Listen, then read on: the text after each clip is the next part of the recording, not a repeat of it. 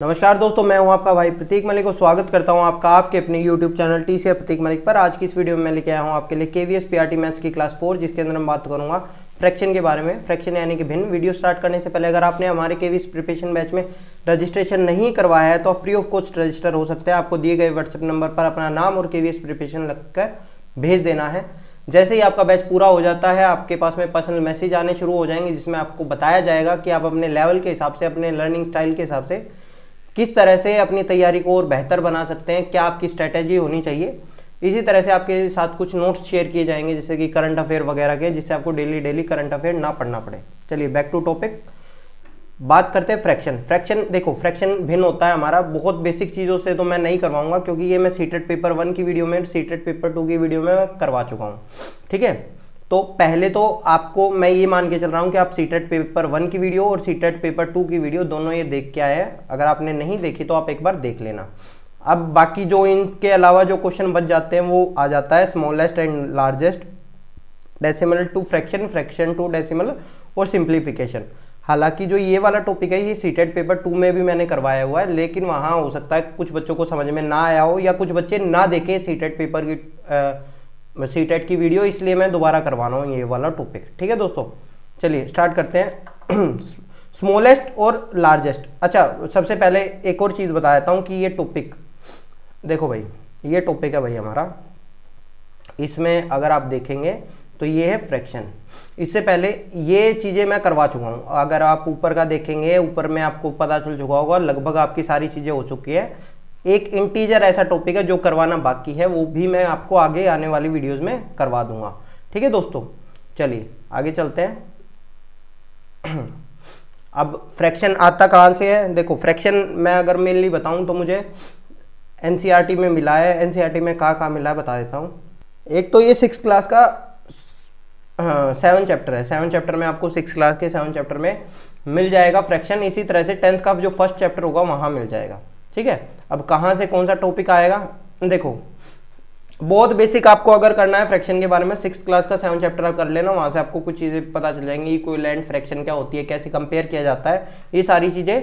इसी तरह से अगर आपको हाई लेवल का थोड़ा सा देखना है, जिसमें बार वगैरह की चीज़ें हैं, तो ये 10th क्लास का फर्स्ट चैप्टर है, जिसके अंदर बात करते हैं डेसिमल टू फ्रैक्शन और इन सारी चीज़ों के बारे में। ये बार वाले क्वेश्चन होते हैं, इनके बारे में बात करेंगे, क्या बार वाले क्वेश्चन होते हैं। इसी तरह से फ्रैक्शन टू डेसिमल के बारे में बात करेंगे और सिंप्लीफिकेशन के बारे में बात करेंगे। ठीक है दोस्तों, चलिए सबसे पहले स्मॉलेस्ट टू लार्जेस्ट या स्मॉलेस्ट लार्जेस्ट, ये क्या होता है?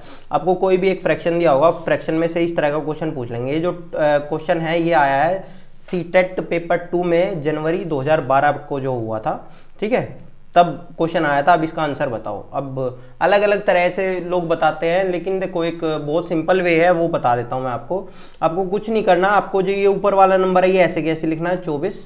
ठीक है, अपोन में लिखना है इन दोनों का जो गैप होगा ऊपर और नीचे का। सबसे पहले आपको ये पता होना चाहिए, देखो अगर 25/24 और 24/25 में बड़ा कौन सा होगा, तो आपको पता होना चाहिए कि ये 25/24 जो होगा ये बड़ा होगा। हमारा जो अंश होता है, ऊपर वाले को बोलते हैं अंश। अंश यानी कि न्यूमरेटर। न्यूमरेटर अगर हमारा छोटा होता है ना डिनोमिनेटर से, यानी कि हर से अगर न्यूमरेटर छोटा होगा तो वो एक प्रॉपर फ्रैक्शन होगा। प्रॉपर फ्रैक्शन क्या होता है, उसको आप मिक्स्ड फ्रैक्शन में चेंज नहीं कर सकते। जब आप 6ठी क्लास का मैथ्स करेंगे एनसीईआरटी का, तो वहाँ से आपको ये चीज़ें पता चल जाएगी।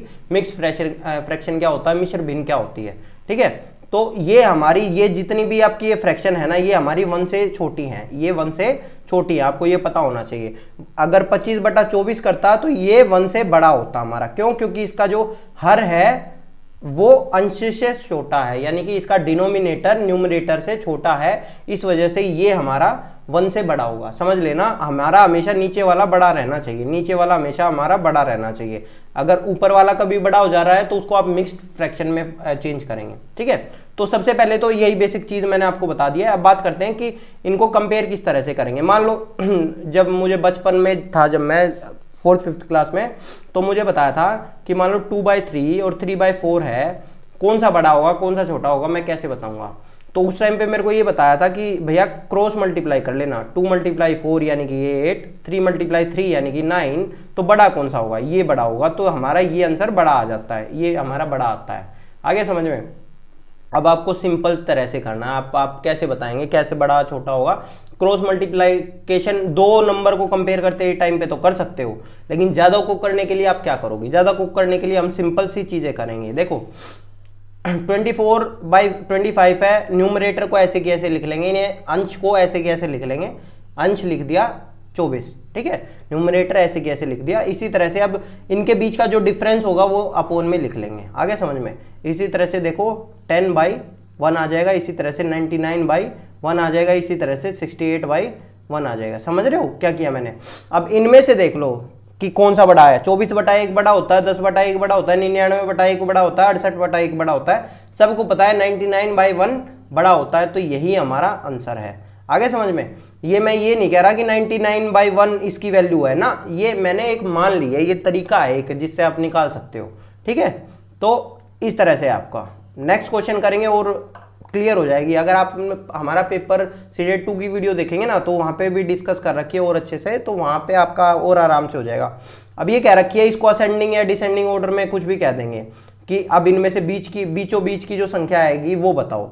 तो आपको कुछ नहीं करना 2/3 का आपको वही करना, ऊपर वाला ऐसे कि ऐसे लिख लिया और इन दोनों के बीच का डिफरेंस यानी कि 1। इसी तरह से ये लिख लिया 23/7। इसी तरह से आपका लिख लिया 9/1। इसी तरह से आपका लिख लिया 11/4, ठीक है। इसी तरह से आपका 4 लिख लिया 4/1। समझ रहे हो 11/4 कैसे लिखा? 11 15 में से 11 घटाए 4। आगे समझ में। मतलब नीचे क्या आएगा? नीचे आएगा डिफरेंस, जो अंश और हर के अंदर जो डिफरेंस है, जो अंतर है, यानी कि जो न्यूमरेटर और डिनोमिनेटर के अंदर जो अंतर है, जो डिफरेंस है, वो नीचे आएगा हमेशा हमारा। अब देखो इसकी वैल्यू क्या आ गई? इसकी आ गई 2। इसको पॉइंट में चेंज कर देंगे हल्का हल्का, तो ये कितना बनेगा? 7 या 21, तो 3 पॉइंट समथिंग बन जाएगा, 3.1 या कुछ भी हम कर सकते हैं, मुझे नहीं पता कितना बनेगा, लेकिन 3 प्लस बनेगा। ये वैल्यू जो मेरी बनेगी 3 प्लस बनेगी, और ये वैल्यू जो मेरी बनेगी ये मेरी 9 आई है। ये वैल्यू क्या आई है? ये मेरी देखो ये 2 पॉइंट समथिंग बनेगी, 2 प्लस बनेगी, ये 3 नहीं बनेगी। अगर यहाँ 12 होता, 12/4 होता तो ये मेरी पूरी 3 बन जाती, लेकिन यहाँ नहीं बनेगी, ये 2 समथिंग बनेगी। ये वैल्यू आएगी मेरी 4। अब देखो, अब इनको तो आप लगा सकते हैं ना, 2, 3 पॉइंट समथिंग, 9, 2 पॉइंट समथिंग, 4। सबसे छोटा कौन सा है? 2 सबसे छोटा है। फिर मेरा ये 2 पॉइंट समथिंग ये है। नंबर 1 सबसे छोटा, नंबर 2 छोटा, फिर ये नंबर 3 छोटा, फिर ये नंबर 4 छोटा, फिर ये नंबर 5 सबसे बड़ा है हमारा। ये हमारा क्या था? 9/10 हमारा सबसे बड़ा होगा। आगे समझ में आपको मैंने किस तरह से लगाया है? जो मेरे पास में जो वैल्यू लगाई आई उनको छोटे बड़े क्रम में कर लिया, तो यहाँ से जो मेरा आंसर आ जाता है वो बन जाता है 23/7। 23/7 मैंने किसको लिखा था? 23/30 को लिखा था, तो यहाँ से मेरा आंसर आ गया 23/30। ठीक है दोस्तों, नेक्स्ट पे चलते हैं। फिर वही है ग्रेटेस्ट और स्मॉलेस्ट जो हमारा फ्रैक्शन है उसके बीच का अंतर निकालना है। तो पहले वैल्यू तो आपको पता हो, तो ये बन जाएगा 6/1, ये 6/1, ये बन जाएगा 8/1, ये बन जाएगा 9/1, ये बन जाएगा 7/1। सबसे बड़ा ये, सबसे छोटा ये, तो इन दोनों के बीच का डिफरेंस यानी कि ये 6/7 था और ये 9/10 था। 9/10 में से 6/7 माइनस कर देंगे तो नीचे वाले मल्टीप्लाई 70 नीचे, और ये मल्टीप्लाई यानी कि 63, ये और ये 60, तो 3/70 मेरा आंसर आ जाएगा। ठीक है दोस्तों, चलो बहुत बेसिक चीज़ें हैं, ऐसा कुछ है नहीं इसमें कुछ खास। अब ये क्वेश्चन आ जाता है मेरा 12 वाला, आगे समझ में। ये स्मॉलेस्ट और लार्जेस्ट वाली चीज़ बताइए। अगर आपको और थोड़ा सा वो डीप में क्वेश्चन करने हैं उसके, मतलब कि आपको और ज़्यादा क्वेश्चन की प्रैक्टिस करनी है, तो सीटेट पेपर 2 का जो मैथ होगा उसके अंदर और ज़्यादा क्वेश्चन है, उसके अंदर आप वो देख सकते हैं, वो मैंने करवाया हुआ है। अब ये वैल्यू निकालनी है। अब इसका मतलब समझो ये क्या होता है एक्चुअली। देखिए ये बार हम वहाँ लगाते हैं, जैसे कि 0.3, इसका मतलब ये है कि ये 3 बार बार रिपीट हो रहा है, समझ रहे हो? ये 3 बार बार रिपीट हो रहा है, ये नॉन टर्मिनेटिंग है, ये टर्मिनेट नहीं हो रहा है, ये रिपीट हो रहा है बार बार। और ये आपका एनसीईआरटी की, आपको जब क्लास 10th की बुक पढ़ेंगे ना, तो उसके अंदर आपको पता चलेंगे ये इस तरह की क्वेश्चन। तो ये आपका कब आएगा? ये इसको आपको फ्रैक्शन में चेंज करना है, इसको आपको फ्रैक्शन में चेंज करना है, जो मैं कह रहा था बार वाले जो क्वेश्चन आते हैं। ठीक है, find the value in fraction. Fraction में आपको इसकी वैल्यू निकालनी है। तो एक लंबा मेथड है, लंबा आपको 10वीं क्लास की एनसीईआरटी में मिल जाएगा, शॉर्टकट में आपको सिखा देता हूं। आपको कुछ नहीं करना, फ्रैक्शन के लिए आपका एक न्यूमरेटर होता है, एक डिनोमिनेटर होता है। तो सबसे पहले हम डिनोमिनेटर बनाते हैं। डिनोमिनेटर कैसे बनेगा, ये देख लो, पॉइंट के बाद कितने अंक लिखे हुए हैं। पॉइंट के बाद भैया एक अंक है, तो इसका मतलब एक ही अंक आएगा यहाँ पे, यानी कि 1 डिजिट आएगा न्यूमरेटर में, हम सॉरी डिनोमिनेटर में हमारा, हर में हमारा एक ही अंक आएगा। वो क्या होता है, देखो जितने के ऊपर बार होता है, जितने डिजिट के ऊपर बार होता है, मान लो यहाँ पे 2 डिजिट के ऊपर बार होता तो मैं 2 अंक लिखता, लेकिन यहाँ कितने के ऊपर बार है, 1 के ऊपर बार है, तो मेरा 1 9 आ जाएगा। क्या आ जाएगा, 1 9, और ऊपर चला जाएगा। ऊपर का जो ये लिखा हुआ है ना, पॉइंट के बाद जो ये वैल्यू लिखी हुई है, ये ऐसे कैसे लिखी जाएगी, तो हमारा आ जाएगा 3/9 आंसर। तो इसको हम काट के लिख देंगे 1/3। जैसे ही आपका आंसर आता है ना भाई, आंसर को आपको हमेशा काटना पड़ता है। 3/9 समझो कैसे आया, दोबारा बता रहा हूं। नीचे क्या था, कितने के ऊपर बार था, 1 के ऊपर बार था, तो 1 बार 9 आ जाएगा, ठीक है। और ऊपर जो पॉइंट के बाद के जो डिजिट है वो ऐसे के ऐसे लिखे रह जाएंगे 3, तो हमारा 3/9 आंसर आ गया, ठीक है। नेक्स्ट मैं बताता हूं, क्लियर हो जाएंगी आपको चीजें, ध्यान से समझना।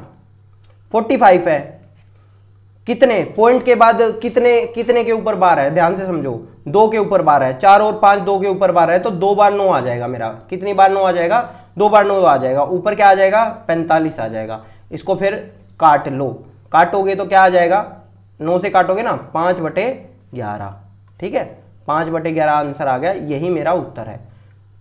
करके देख लेना कैलकुलेटर वगैरह में, 5/11। अब देखो इसका मतलब क्या होता है, इसका मतलब हमारा जो आंसर आएगा ना वो ये आएगा 4 5 4 5 4 5 4 5 4 5, इस तरह से रिपीट होगा हमारा। आगे समझ में, तो बेसिक चीज थी, मैंने बता दी आपको। अगली पे चलते हैं, समझो। अब यहां देखो पूरे के ऊपर बार नहीं है, यहां सबके ऊपर बार नहीं है, यहां बस एक इसके ऊपर बार है। तो मैंने बताया था जितने के ऊपर बार होगा उतनी तो आप लगाओगे 9, तो कितने के ऊपर बार है, 1 के ऊपर बार है। अब पॉइंट के बाद संख्या की कितनी आनी चाहिए थी, 2 आनी चाहिए थी, क्योंकि मेरी 1 और 2 संख्याएं हैं। तो जितनी नहीं आई, यानी जितने के ऊपर बार नहीं है, वो मैं लिख दूंगा यहां 0। आ गया समझ में, ये मैंने लिख दिया 0। अब पॉइंट के बाद सारे जितने नंबर है वो मैंने लिख दिया 18, और जितने के ऊपर पॉइंट बार नहीं था वो मैं माइनस कर दूंगा। समझ में आया, वो मैं माइनस कर दूंगा, वो आ गया मेरा 17/90। ये मेरा आंसर है। 17/90 को अगर आप करोगे तो आपको 0.8888 इस तरह से चलता रहेगा। आया समझ में। चलो वो एक और क्वेश्चन आपको करवा देता हूं। मान लो 0.23 हो जाए और 3 के ऊपर बार लगाओ, तो आपको सेम वही काम करना है जो मैंने आपको बताया। आपको क्या करना है, नीचे बताओ नीचे क्या आएगा। नीचे आपका आएगा कितने के ऊपर बार है, 1 के ऊपर बार है, तो 1 बार 9 आ गया। कितने के ऊपर बार नहीं है, 1 के ऊपर बार नहीं है, तो 1 बार आ गया 0। आगे समझ में।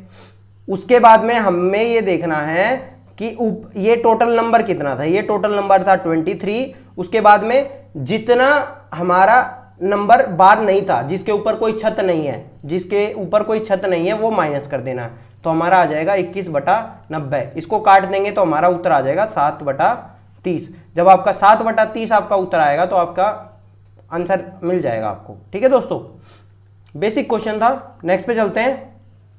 देखो सेम वैसा ही क्वेश्चन है।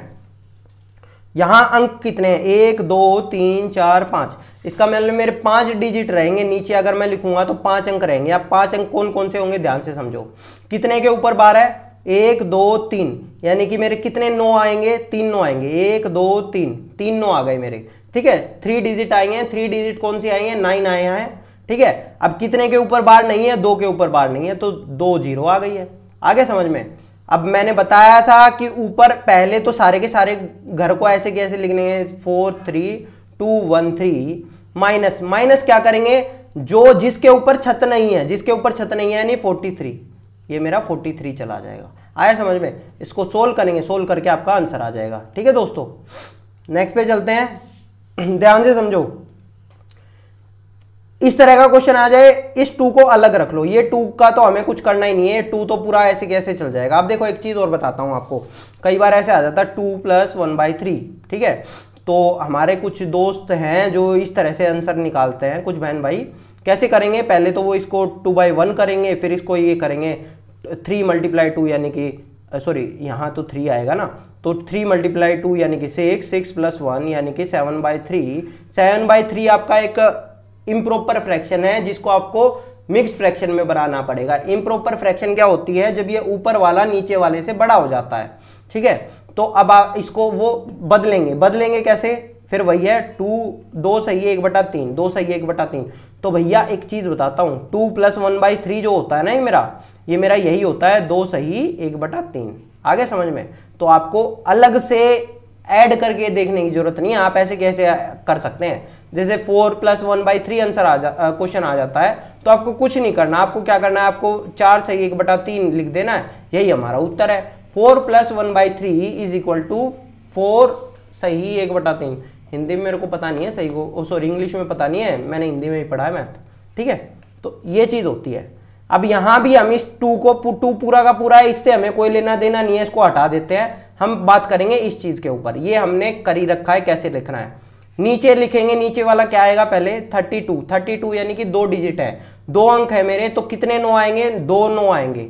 आगे समझ में? अब 0 कितनी आएगी, कितने के ऊपर छतनी है, 1 के ऊपर छतनी है, तो 0 1 आ गई है। तो अब पहले पूरा का पूरा नंबर लिखा जाएगा, माइनस किया जाएगा जो बिना छत का था, -4, ठीक है। और ये 2 तो बाहर रहेगा ही, ठीक है, ये 2 तो बाहर रहेगा, इससे हमको कोई मतलब नहीं है। 428/990, ठीक है। आप इसको काट लेना और यहाँ 2 लगा देना, आपका आंसर आपको मिल जाएगा, ठीक है दोस्तों। बेसिक क्वेश्चन थे, खुद से बना के कर लेना। मान लो एक आध क्वेश्चन और बना के दे देता हूँ, मान लो 1.132, मान लो ऐसा कुछ क्वेश्चन है। ये अब क्या करोगे, और बार यहाँ लगा हुआ है, चलो यहाँ नहीं करता, अब मैं ना बार को थोड़ा सा यहाँ कर देता हूँ। अब बताओ इसके अंदर क्या करोगे, इस 1 को तो अलग रखेंगे हम, कोई दिक्कत की बात नहीं है। अब इसका क्या करेंगे, बार कितने के ऊपर है, 1 के ऊपर है, तो 1 9 आएगा, बाकी कितनी आएंगी, बाकी 2 0 आएंगी, ठीक है। अब पूरा का पूरा नंबर लिख लेंगे 132 माइनस जिसके ऊपर छत नहीं थी, छत किसके ऊपर नहीं थी, 13 के ऊपर नहीं थे, 13 लिख देंगे। आया समझ में? जैसे ही आपका ये आंसर आएगा, यहाँ से आंसर क्या आ जाएगा भाई, देख लेना आपका जो भी आए, 13 माइनस कर देंगे यानी कि 29 यानी कि 19, 119/900, 119/900, तो आपका आंसर आ जाएगा 1 सही 119/900। आप आंसर निकाल के देख लेना, आपको मिल जाएगा, ठीक है दोस्तों। तो इसी तरह से आपका आंसर होता है, ठीक है। चलिए बेसिक है, कैलकुलेटर से भी आप चेक कर सकते हैं ये तो कि आपका ठीक है या नहीं है। अब बात करते हैं, अभी हमने बात करी थी कि आप डेसिमल से कैसे फ्रैक्शन में बदलेंगे, अब हम बात करेंगे फ्रैक्शन से कैसे डेसिमल में बदलेंगे। ये क्वेश्चन आ जाता है आपका, क्वेश्चन तो नहीं आता लेकिन ये चीज आपको आनी चाहिए, इसका यूज बहुत होता है, ठीक है। इसका यूज कैसे होता है वो भी बताऊंगा। आपको कुछ नहीं करना, आपको पता होना चाहिए, एक हमारे आपको पता है कि कोई टर्मिनेट हो जाता है, कोई नॉन टर्मिनेटिंग रहता है, तो ये बार वाला सिस्टम कब बनता है। ये जितने भी आपके आंसर थे ना, जितने भी, ये सारे ऐसे थे जो कट नहीं रहे थे, और कटने के बावजूद भी आप कैसे बता सकते हैं कि कोई भी नंबर हमारा टर्मिनेट हो सकता है, कोई भी नंबर नॉन टर्मिनेटिंग रहेगा, वो कैसे रहेगा। मान लो मेरा आ गया 1/3, 1/3 मेरा नॉन टर्मिनेटिंग नंबर रहेगा। नॉन टर्मिनेटिंग मतलब कि डेसिमल के बाद जब आप लिखते जाओगे ना 0.3333 इस तरह से लिखा जाएगा, ठीक है। तो ये 2 केस में नहीं होता हमारा, जब हमारा या तो नीचे 2 हो या नीचे 5 हो, ठीक है। 2 या 5 के अलावा अगर कुछ भी होगा तो वो हमारा कभी भी पूरा पॉइंट में नहीं जाएगा, वो पॉइंट के बाद चलता ही रहेगा, ये बात समझ लेना। जब नीचे 2 होगा या 5 होगा, या मैंने बताया ना 2 का घर वाला होगा या 5 का घर वाला भी कह सकते हैं, तो इसके लिए आपको सबसे पहले 2 की पावर 10 तक आपको याद रहनी चाहिए। वो कैसे करेंगे, 2 की पावर 1 होती है 2, फिर आती है 4, फिर 8, फिर 16, फिर 32, फिर 64, फिर 128, फिर 256, फिर 512, फिर 1024। ये मैंने 2 की पावर 10 तक आपको बता दी। इसी तरह से आपको पता होना चाहिए 5 की पावर 5 तक, ठीक है। 5, 25, 125, 625, 3125, ये कम से कम आपको याद होनी चाहिए। जब ये आपको याद हो जाएंगी तो आप इन क्वेश्चन को अच्छे से कर पाएंगे। अब देखो सिंपल, सबसे पहले मैं बहुत सिंपल वाले करवाता हूं आपको। 12/50 है। आप पॉइंट में जल्दी कब बदल सकते हैं, कुछ भाई बहन मेरे क्या करेंगे, इसको काटेंगे, पहले इसको काट के क्या बनाएंगे 6/25। अब इस 6/25 को बदलेंगे पॉइंट में ना, आपको ऐसा कुछ नहीं करना है। आपको आपको नीचे हमेशा 10, 100, 1000, 10,000 बनाने की कोशिश करनी है। 10, 100, 1000, 10,000 बनाने की कोशिश करनी है। वो कब बनता है समझ लेना, अगर 5 और 2 एक बार गुणा होंगे तो 10 बन जाएगा। अगर 5 और 2 बार गुणा होंगे तो मेरा 100 बन जाएगा। 5 गुणा 2 10, 5 गुणा 2 10, इस तरह से 100 बन जाएगा। अगर 5 की पावर 3 और 2 की पावर 3 गुणा होगी मेरी तो मेरा 1000 बन जाएगा। इस बात को ध्यान रखना। 5 की पावर, जिसको पता नहीं है पावर क्या होती है बता देता हूं, कि जब 5 3 बार गुणा होगा और 2 3 बार गुणा होगा तो मेरा 1000 बनेगा। आगे समझ में? तो आपको ये चीज पता होनी चाहिए। तो अब ध्यान से देखो, अब इस 50 में आपको क्या दिख रहा है? 50 के अंदर क्या हो रखा है? एक तो 5 है, बाकी एक 0 बना हुआ है। एक 0 बनाने के लिए मुझे क्या चाहिए? एक 2 लिया होगा, एक 5 लिया होगा, तो इसका साथी चाहिए मुझे। 5 का अगर मैं एक साथी ढूंढ देता हूं यानी कि 2, तो 2 को ऊपर और नीचे मल्टीप्लाई कर दो। 2 को ऊपर और नीचे मल्टीप्लाई कर देंगे, क्या आ जाएगा? नीचे बन जाएगा मेरा 100, ऊपर बन जाएगा 24, तो 0.24। आपने डायरेक्ट आंसर निकाल दिया इसका 0.24। 0.24 कैसे? मैंने नीचे 100 बनाया है, तो 100 बनाने का मैंने तरीका बताया। 100 कैसे बनाएंगे, आपको कुछ नहीं करना। जैसे आप यहां कहेंगे सर यहां तो हमें पता ही था, 50 गुणा 2 कर दूंगा तो मेरा 100 बन जाएगा। तो आप समझ लेना, जो नीचे मल्टीप्लाई करते हैं वही ऊपर मल्टीप्लाई करते हैं। ये चीज तो आपको क्लियर होनी चाहिए, ठीक है? जो आप नीचे मल्टीप्लाई करते हैं और जो चीज ऊपर मल्टीप्लाई करते हैं, तो उससे फ्रैक्शन के अंदर कोई फर्क नहीं आता। जैसे कि अगर मैं 1/2 के अंदर ऊपर और नीचे 3 मल्टीप्लाई कर देता हूं तो मेरा जो नई फ्रैक्शन बनेगी 3/6, ये मेरी कुछ नहीं है, ये मेरा 1/2 फ्रैक्शन का ही इक्विवेलेंट फ्रैक्शन है। आगे समझ में? अब देखो ये क्वेश्चन आपका हो जाएगा। अब मैं कहता हूं ये वाला करके दिखाओ। ये भी आप कर दोगे कि सर इसमें भी है मल्टीप्लाई 2 और ऊपर मल्टीप्लाई 2 कर देंगे तो ये 38/100 हो जाएगा। आगे समझ में? अब मैं कह रहा हूं ये वाला करके दिखाओ, तो आप क्या कहेंगे कि सर इसमें मैं 5 गुना मल्टीप्लाई कर दूंगा, इससे मैं 5 गुना मल्टीप्लाई कर दूंगा, 65/100 आ जाएगा। तो इसका आंसर आ जाएगा 0.65। इसका आंसर आ जाएगा 0.65। इसका आंसर क्या था? 0.38। इसका आंसर क्या था? 0.38। ठीक है? तो ये बहुत बेसिक चीज है। लेकिन अब बात करते हैं, मान लो ये क्वेश्चन आ गया, अब इसके अंदर क्या करोगे? अब ध्यान से देखो, ये 25 है, ये 25 क्या है? 5 गुना 5 है, यानी कि मुझे इसको 100 बनाने के लिए क्या बना सकता हूं? इससे मैं 100 ही बना सकता हूं, क्योंकि इसके अंदर 2 5 आ गए। जितने 5 आ गए या जितने 2 आ गए, जो मैक्सिमम होता है उतनी ही 0 आप बना सकते हैं। तो यहाँ 2 है, तो मैं 2 0 बनाने के लिए गुणा 2 यानी कि 4 से मल्टीप्लाई करूंगा ऊपर और नीचे। ठीक है? तो नीचे 100 बन गया है, ऊपर क्या बन जाएगा? ऊपर 12 × 4 यानी कि 48, 48/100 यानी कि आप इसको बदल लेंगे 0.48 मेरा आंसर आ जाता है। ठीक है? बहुत बेसिक चीज थी। अब बात करते हैं, ये थोड़ा सा मुश्किल हो जाएगा। चलो हाँ, 1/80। 1/80 को मैं क्या करूंगा? ध्यान से समझो, इस 0 को तो हटा दो, ये तो मेरा पास 10 पहले ही है। अब ये क्या है? 2 की पावर 3 है। अगर आपको पता हो 8 क्या होता है? 8 होता है मेरा 2 की पावर 3। 8 क्या होगा? देखो इसके अंदर मैं कुछ नहीं कर रहा, जो प्राइम फैक्टराइजेशन जो चीज मैंने आपको सिखाई थी ना वही किया मैंने। इसको मैं लिखूंगा 2 की पावर 3 × 2 × 5 यानी कि 2 की पावर 4 × 5 लिखूंगा। आया समझ में? आया आपको? 80 को मैं लिख सकता हूं 2 की पावर 4 × 5। अब देखो समझने वाली चीज ये है कि यहाँ पे ये 10 तो मैंने अलग ले लिया, इस 0 को मैंने हटा दिया और ये 10 अलग ले लिया। तो ये अब मेरे को क्या चाहिए? अब मुझे चाहिए ऊपर और नीचे 5 की पावर 3 और 5 की पावर 3 से मल्टीप्लाई करना। 5 की पावर 3 यानी कि ऊपर 125 हो जाएगा, नीचे क्या हो जाएगा? नीचे मेरा 10,000 हो जाएगा। नीचे क्या हो जाएगा मेरा? 10,000 हो जाएगा। 1000 तो यहाँ से आ जाएगा, 3 0 लग जाएंगी, ये मल्टीप्लाई ये ओके, और 1 0 मेरे पास ये पहले से ही थी, इस वजह से ये हो जाएगा। तो इसका आंसर क्या आ जाएगा? 0.0125। डिवाइड करके देख लेना, किसी को अगर दिक्कत हो तो। 1/80 की वैल्यू होती है 0.125। डायरेक्ट हमने का आंसर कर लिया। अब देखो ध्यान से समझो, अब आप कहोगे कि सर 75 तो हमारा नहीं होता, इसके अंदर तो 3 भी आ गया। तो पहले इसको काटेंगे, इसको काट के हम क्या बनाएंगे? काट कब रहा हूं मैं? ध्यान से समझना, काट मैं जब रहा हूं जब मेरा नीचे 2 या 5 के अलावा कुछ आ गया है, 2 या 5 के अलावा।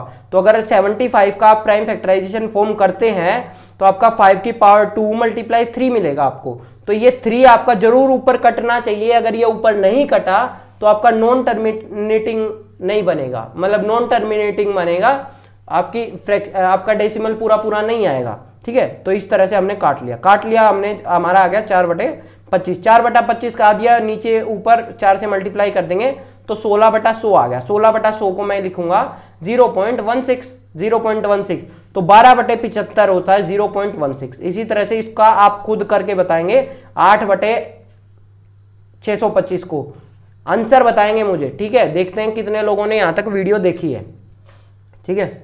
चलिए फाइंड द वैल्यू, ध्यान से समझ लेना, ये सिंप्लीफिकेशन के क्वेश्चन आ गए। अब मैंने बताया था ना जो चौथा पार्ट था, देखो कुछ भी नहीं करना इसमें, मैंने आपको बताया इनको भैया अलग लिख लिया करो और इन बाकियों को अलग लिख लिया करो, जैसे कि 3 + 5 - 2 - 4 प्लस, अब ये फ्रैक्शन वाले अलग, 10/11 प्लस 7/15 माइनस 9/22 माइनस 9/10, इस तरह से। तो यहाँ से एक वैल्यू आएगी, यहाँ से एक वैल्यू आएगी, आपको कुछ नहीं करना, आपको डायरेक्ट कर देना। कुछ बच्चे क्या करेंगे, कुछ बच्चे इसको पहले खोल लेंगे, इसको भी खोल लेंगे, इसको भी खोल लेंगे, उसके बाद वो करेंगे ना, आपको खोलने की जरूरत नहीं है। ये जो आपकी फुल वैल्यू होती है ना, इसको आप अलग रख लो और इसको अलग रख के ही करो, समझ में आ गया। चलिए, और ये मल्टीप्लाई में नहीं होगा, ये चीजें मल्टीप्लाई में आपको खोलना ही पड़ेगा, ये चीजें प्लस और माइनस में ही चल सकती हैं, ठीक है। अब ये क्वेश्चन, ये बड़ा भयंकर सा दिखता है कुछ लोगों को क्वेश्चन, आपको कुछ नहीं करना बस अभी इतना एरिया पकड़ना है, इतना एरिया पकड़ना है। तो इस एरिया को सोल्व करो, इस एरिया को सोल्व करोगे 3 × 5 15, 15 + 7 15 + 2 17, 17 बाई कितना आ गया है, 3 आ गया है। ध्यान से समझो मैं क्या कह रहा हूँ, 17/3। अब ये वाला ये छोड़ दो, ये क्या बन गया, 17/3 बन गया है। अब ये जो 3 होगा ये ऊपर जाके मल्टीप्लाई हो जाएगा यहाँ, तो ये 1 × 3 अपन में ये 17 हो गया है, ठीक है। तो अब इतना एरिया, अब इस तरह एरिया आपका क्या बन गया है, 3/17 बन गया है। समझ रहे हो मैंने क्या किया, मैंने पहले इससे बनाया, इससे मैंने बनाया 17/3। अब ये क्योंकि ये नीचे था, ये ऊपर जाएगा, ऊपर जाएगा तो ये 3/17 हो जाता है। तो ये 3/17, अब ये एरिया आपका क्या बन जाता है, तो आपका ये क्वेश्चन बन जाएगा 1 + 3/17, 1 + 3/17। आपको कुछ नहीं करना, आप फिर इसको इससे मल्टीप्लाई करेंगे, या मतलब जैसे भी आप ऐड करते हैं आप ऐड करेंगे, तो ये आपका बन जाएगा, जब 1 + 3/17 करेंगे तो ये बन जाएगा 20/17। अब इतने की वैल्यू आपकी 20/17 आ चुकी है, समझ लेना। पहले मैंने इतने की निकाली, फिर मैंने इतने की निकाली, फिर मैंने इतने की निकाली है, तो सेम वही आ गया है मेरा 20/17। इसको पूरे को काट के मैं लिख सकता हूँ। अब ये 17 होगा, ये ऊपर चला जाएगा, तो ये 17/20 बन गया। अब 20 × 4 यानी कि 80, 80 + 17 यानी कि 20, यानी कि 97/20 मेरा आंसर आ जाएगा। ये 97/20 मेरा आंसर है, ठीक है। इसकी वैल्यू मुझे आप खुद निकाल के दिखाएंगे, एक बार माइनस करना है, एक बार प्लस करना है। देखते हैं कितने बच्चे मेरे को वैल्यू निकाल के दिखाते हैं, ठीक है। तो 2 क्वेश्चन दिए हैं, देखते हैं कितने बच्चे दोनों का आंसर देते हैं मुझे, फिर मैं बताऊंगा सही है या गलत है। धन्यवाद दोस्तों, आपका दिन शुभ रहे। मैं था आपका भाई प्रतीक मलिक, आप देख रहे थे TCF प्रतीक मलिक। धन्यवाद।